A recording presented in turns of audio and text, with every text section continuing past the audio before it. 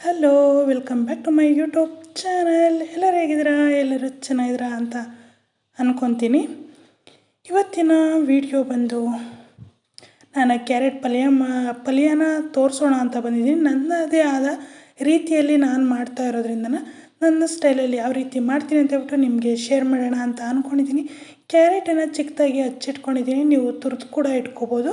ಮಕ್ಳಿಗೆ ಕೊಡಬೇಕಾದ್ರೆ ತುರಿದು ಕೊಟ್ಟರೆ, ವಯಸ್ಸಾಗಿರೋರಿಗೆ ಅಂದರೆ ಅಲ್ಲೆಲ್ಲ ಇರಲ್ವಲ್ಲ ಅಂಥವ್ರಿಗೆ ತುರಿದು ಕೂಡ ಕೊಟ್ಟರೆ ತುಂಬ ಚೆನ್ನಾಗಿ ಅವರು ತಿಂತಾರೆ. ಇದು ಕೂಡ ಸಾಫ್ಟಾಗಿ ಬೆಂದಿರುತ್ತೆ. ಹಾಗಾಗಿ ನಾನು ಹಚ್ಕೊಂಡೇ ಇಟ್ಕೊಳ್ಳೋದು. ಯಾವಾಗಲೂ ತುರಿದೆಲ್ಲ ಮಾಡೋಕ್ಕೋಗಲ್ಲ. 4-5 ಮೆಣಸಿನ್ಕಾಯಿ ಇಟ್ಕೊಂಡಿದ್ದೀನಿ. 2 ಈರುಳ್ಳಿ, ದಪ್ಪ ಈರುಳ್ಳಿನ ಹಚ್ಚಿಟ್ಕೊಂಡಿದ್ದೀನಿ. ಕೊತ್ತಂಬರಿ ಸೊಪ್ಪನ್ನ ಕಟ್ ಮಾಡಿ ಇಟ್ಕೊಂಡಿದ್ದೀನಿ. ಹಾಗೆ ಕಡಲೆಬೇಳೆ ಮತ್ತು ಸಾಸಿವೆ, ಕರ್ಬೇವಿನ ಸೊಪ್ಪನ್ನು ಒಂದು ಬೌಲ್ಗೆ ಹಾಕ್ಕೊಂಡಿದ್ದೀನಿ. ಹೆಸರುಬೇಳೆ ಏನಿದೆ ಅದನ್ನು ಒಂದು 3-4 ಸ್ಪೂನು ನಾನು ನೆನೆಸ್ಬಿಟ್ಟು ತೊಳೆದು ಎತ್ತಿಟ್ಕೊಂಡಿದ್ದೀನಿ. ಯಾಕೆಂದರೆ ಇದಕ್ಕೆ ಪಲ್ಯಕ್ಕೆ ಹಾಕಬೇಕಾಗತ್ತೆ, ಅದಕ್ಕಾಗಿ. ಮತ್ತು ಕಾಯಿ ತುರಿನ ಇಟ್ಕೊಂಡಿದ್ದೀನಿ. ಈಗ ಒಂದು ಪಾತ್ರೆ ತೊಗೊಂಡಿದ್ದೀನಿ, ಅಂದರೆ ಕುಕ್ಕರ್ನೇ ತೊಗೊಂಡಿದ್ದೀನಿ ನಾನು. ಯಾಕೆಂದರೆ ಅದು ಕ್ಯಾರೆಟ್ ಬೇಯಬೇಕು, ಕಾಳು ಬೇಯಬೇಕು ಅಂದರೆ ಕೂಗಿಸ್ಕೋತೀನಿ ನಾನು. ಹಂಗೆ ಓಪನ್ ಪಾತ್ರೆಯಲ್ಲಿ ಮಾಡೆಲ್ಲ ನನಗೆ ಅಭ್ಯಾಸ ಇಲ್ಲ, ತುಂಬಾ ಟೈಮ್ ಹಿಡಿಯುತ್ತೆ.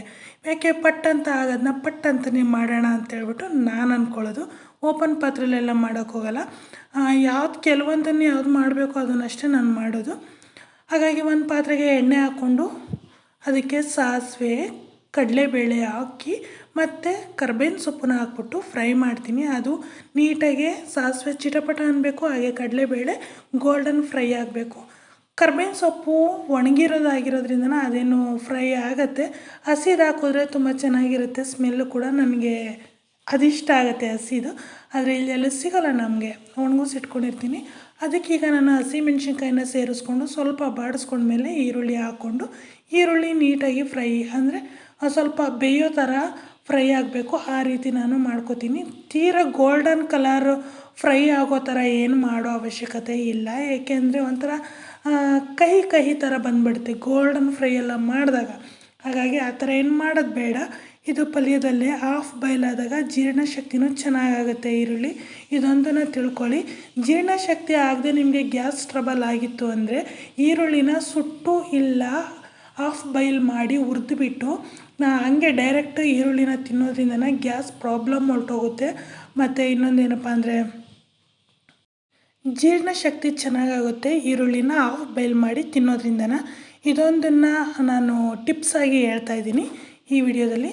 ಮತ್ತು ಇನ್ನೊಂದೇನಪ್ಪ ಅಂದರೆ ಈರುಳ್ಳಿ ಎಲ್ಲನ ಚೆನ್ನಾಗಿ ಫ್ರೈ ಆಗೋದಕ್ಕಿಂತ ಮುಂಚೆ ನಾನು ಉಪ್ಪನ್ನು ಸೇರಿಸ್ಕೋತೀನಿ. ಉಪ್ಪನ್ನು ಹಾಕೋದ್ರಿಂದ ಅದು ತುಂಬ ಫ್ರೈ ಆಗೋಲ್ಲ, ತುಂಬಾ ಇದಾಗಲ್ಲ, ಅದ್ರ ಇದನ್ನು ಕಳ್ಕೊಳ್ಳಲ್ಲ. ನನಗೆ ಆ ಥರ ಇದ್ದಾಗ ನನಗೆ ಇಷ್ಟ ಆಗುತ್ತೆ. ಹಾಗಾಗಿ ನಾನು ಅದೇ ಥರನೇ ಮಾಡೋದು. ನಾನು ಮಾಡೋ ಅಡುಗೆನ ಎಲ್ಲರೂ ಇಷ್ಟಪಡ್ತಾರೆ. ಕೆಲವರು ಇಷ್ಟಪಟ್ಟು ತಿನ್ನೋದ್ರಿಂದ ನಾವು ಮಾಡೋದ್ರಿಂದ ಖುಷಿ ಸಿಗುತ್ತೆ ಅಂದರೆ ಮಾಡೋದ್ರಲ್ಲಿ ಖುಷಿ ಇರುತ್ತೆ. ಹಾಗಾಗಿ ನಾನು ನನ್ನದೇ ಆದ ರೀತಿಲಿ ನಾನು ಹೇಗೆ ಮಾಡ್ತೀನಿ ಅನ್ನೋದನ್ನು ನಿಮ್ಮ ಮುಂದೆ ಇಡ್ತೀನಿ ಅಷ್ಟೇ. ನಾನು ಬೇರೆದನ್ನೆಲ್ಲ ಅಂದರೆ ಬರದೇ ಇಲ್ಲದನ್ನು ಕಲ್ತ್ಕೋಬೋದು, ಬರೋದನ್ನು ಏನಿದೆಯೋ ಅದನ್ನಷ್ಟೇ ನಾನು ತೋರಿಸೋದಕ್ಕಾಗೋದು. ಹಾಗಾಗಿ ಕೊನೆಯದಾಗಿ ಕ್ಯಾರೆಟ್ ಎಲ್ಲ ಹಾಕಿದ ಮೇಲೆ ನಾನು ಹೆಸರುಬೇಳೆ ಏನು ನೆನೆಸಿಟ್ಕೊಂಡಿದ್ದೆ ಅದನ್ನು ಕೂಡ ಹಾಕಿ ನೀಟಾಗಿ ಮಿಕ್ಸ್ ಮಾಡ್ಕೋತೀನಿ. ಮಿಕ್ಸ್ ಮಾಡ್ಕೊಂಡಾದಮೇಲೆ ಅದಕ್ಕೆ 2-2.5 ಲೋಟ ನೀರು ಕೇಳುತ್ತೆ. ಯಾಕೆಂದರೆ ಹೆಸರುಬೇಳೆ ಅದು ಗಟ್ಟಿ ಆಗುತ್ತೆ, ನಿಮಗೆ ಗೊತ್ತಿರುತ್ತೆ. ಹೆಸರುಬೇಳೆ ಎಲ್ಲನೂ ಗಟ್ಟಿ ಆಗ್ತಾ ಹೋಗುತ್ತೆ ಬೇಯ್ತಾ. ಹಾಗಾಗಿ ಪಲ್ಯ ಸ್ವಲ್ಪ ಗಟ್ಟಿಯಾಗೇ ಇರಬೇಕು ಅಂದರೆ ನಾವು 2.5 ಲೋಟ ನೀರು ಹಾಕಿದ್ರೆ ಸಾಕಾಗತ್ತೆ. ಅದಕ್ಕಿಂತ ಜಾಸ್ತಿ ಹಾಕಿದ್ರೆ ತುಂಬ ತೆಳುವಾಗಿಬಿಡುತ್ತೆ, ಒಂಥರ ಅಂದರೆ ದಾಲ್ ಥರ ಆಗೋಗ್ಬಿಡುತ್ತೆ.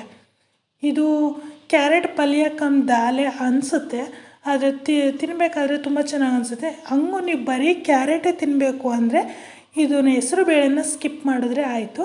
ನನಗೆ ಹೆಸರುಬೇಳೆ ಹಾಕೋದ್ರಿಂದ ಟೇಸ್ಟ್ ಚೆನ್ನಾಗಿರುತ್ತೆ ಅಂತ ಹೇಳ್ಬಿಟ್ಟು ನಾವು ಹೆಸರುಬೇಳೆ ಹಾಕ್ತೀವಿ. ಇವತ್ತೇ ಅಂತಲ್ಲ, ಪ್ರತಿ ಸಲ ಮಾಡಿದಾಗೂ ನಾವು ಹೆಸರುಬೇಳೆ ಹಾಕ್ತೀವಿ. ಹಾಗಾಗಿ ನಾನು ಹಾಕ್ಕೊಂಡಿದ್ದೀನಿ. 2-2.5 ಲೋಟ ನೀರು ಹಾಕ್ಕೊಂಡ್ರೆ ಅದು ಮುಳುಗಿ ತರಕಾರಿ ಏನಿದೆ ಕ್ಯಾರೆಟು ಮತ್ತು ಕಾಳು ಎಲ್ಲ ಮುಳುಗಿದ್ರೆ ಅದು ನೀಟಾಗಿ ಕೂಗಿದಾಗ ಅದು ಚೆನ್ನಾಗಿ ಅನಿಸುತ್ತೆ, ಗಟ್ಟಿಯಾಗಿ ಇರುತ್ತೆ. ಹಾಗಾಗಿ ನಾನು ಇದನ್ನು 2 ವಿಷಲ್ ಕೂಗಿಸ್ಕೋಬೇಕು.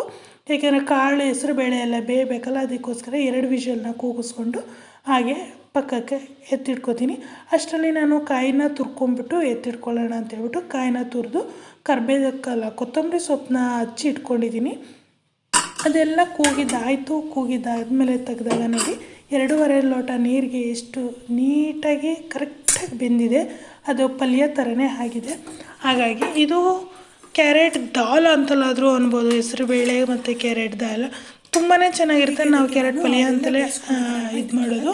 ಇದಕ್ಕೆ ಹಸಿ ಕಾಯಿ ತುರಿ ಹಾಕಿ ಇದು ಏನಪ್ಪ ಕೊಬ್ಬರಿ ಇರುತ್ತಲ್ಲ, ಆ ಕೊಬ್ಬರಿ ಎಲ್ಲ ಹಾಕೋದು ಅಷ್ಟು ಟೇಸ್ಟ್ ಚೆನ್ನಾಗಿರಲ್ಲ ನಿಜವಾಗ್ಲೂ. ಇದ್ರೆ ಹಸಿ ಕಾಯಿನೇ ಹಾಕಿ, ಇಲ್ಲಾಂದರೆ ಹಾಕೋಕ್ಕೆ ಹೋಗಬೇಡಿ. ತುಂಬಾ ಚೆನ್ನಾಗಿರುತ್ತೆ, ಒಂದೆರಡು ಟೇಸ್ಟಿಯಾಗಿರುತ್ತೆ. ಇದಕ್ಕೆ ನಾನು ಸ್ವಲ್ಪ ಒಂಥರ ಟೇಸ್ಟ್ ತುಂಬ ಚೆನ್ನಾಗಿರುತ್ತೆ. ಹಾಗಾಗಿ ನಾನು ಅದನ್ನು ಹಾಕ್ಕೊಂಡಿದ್ದೀನಿ. ಬೇಕಿದ್ರೆ ಬರೀ ಧನಿಯಾ ಪುಡಿ ಕೂಡ ಸೇರಿಸ್ಕೋಬೋದು, ತುಂಬಾ ಚೆನ್ನಾಗಿರುತ್ತೆ. ನಾನೀಗ ಇದನ್ನು ಒಂದೇ ಒಂದು ಕುದಿ ಬರೋ ಹಾಗೆ ಕುದಿಸ್ಕೊತೀನಿ.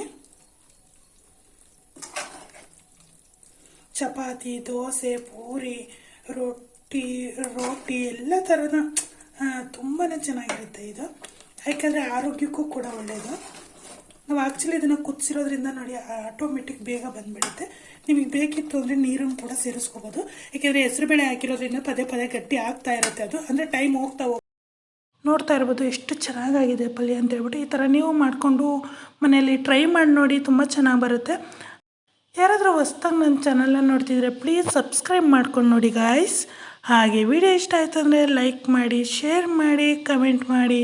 ಮುಂದಿನ ವಿಡಿಯೋದಲ್ಲಿ ಸಿಗೋವರೆಗೂ ಎಲ್ಲರಿಗೂ take care, bye. Thank you for watching.